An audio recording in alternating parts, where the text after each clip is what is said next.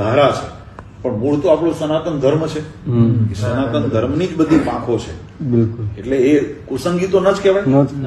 એ કદાચ શિવને માને છે કે માતાજીને માને છે કે કદાચ મહાદેવજીને માને છે, રામજીને માને, કૃષ્ણને માને છે, તો એ ભગવાનને નથી માનતો એવું તો ન કહેવાય. ભગવાનને તો માને છે, સનાતન પરંપરાને માને છે. એના આચરણમાં શુદ્ધતા નથી એ મારે જોવાનું છે. બરાબર છે. બાકી ભગવાનની રામની ઉપાસના કરતો હોય તો મારા માટે એટલો જ આદરણીય છે. કૃષ્ણની ઉપાસના કરતો હોય તો એટલો જ આવકાર્ય છે. કોઈ શિવને ભજતો હોય તો એટલો જ આવકાર્ય છે. પણ અશુદ્ધિ લઈને આવે એવું નહીં. સાચી વાત છે. પવિત્રતા તમે લઈને આવો, પછી તમે ભજો જઈને તમારી શ્રદ્ધા હોય ભજી શકો. મને સ્વામિનારાયણમાં રસ છે, મને ભગવાનમાં શ્રદ્ધા છે, તો હું એમની ભક્તિ કરું છું. કાલે કોઈ મને એમ કે માતાજી મારે વંદનીય છે, પૂજનીય છે. બરાબર. મહારાજે લખ્યા જ છે. બિલકુલ. પંચદેવ શિક્ષાપત્રીમાં મહારાજે કીધું કે ભાઈ આ દેવ મને માન્ય છે, તો ભગવાનને માન્ય હોય તો મારે હું કોણ ના પાડનાર. બરાબર છે. મહારાજે કીધું કે અમે માન્ય છે, તો ભગવાને જેને માન્ય કર્યા હું કેમ ના પાડનાર.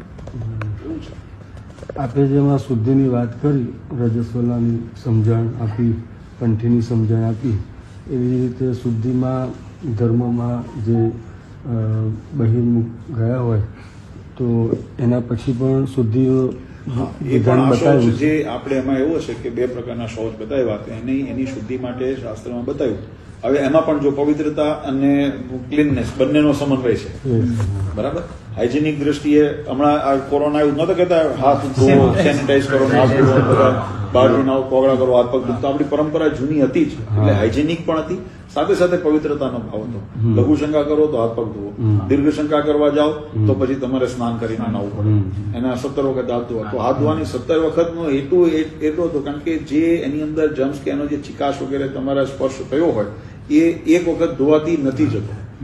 એટલે એને ટાઈમ બધો પેલો હાથ 10 વખત ધોવા, પછી 2 વાર ભેગા કરીને 7 વખત ધોવા, એમ કે 17. હવે માટીથી ધોવા, કારણ કે એ જમાનામાં ડિટર્જન્ટ નહોતા, એ જમાનામાં સાબુ નહોતા.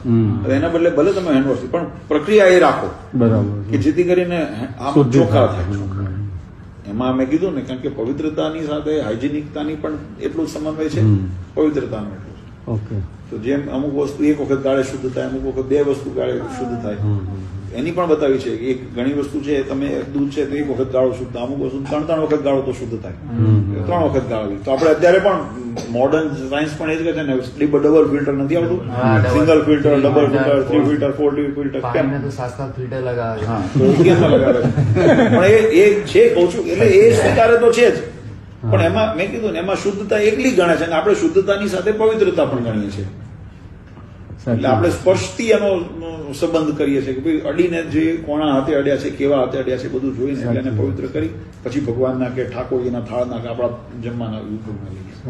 એટલે એના માટે પણ બહિર્મુખ તમે કીધું એમ કે ક્યાં હોઈએ તો લઘુ શંકા હોય તો એના બતાવ્યા, કોગળા કરવા, સાફ કરવું, તમારી શુદ્ધિથી.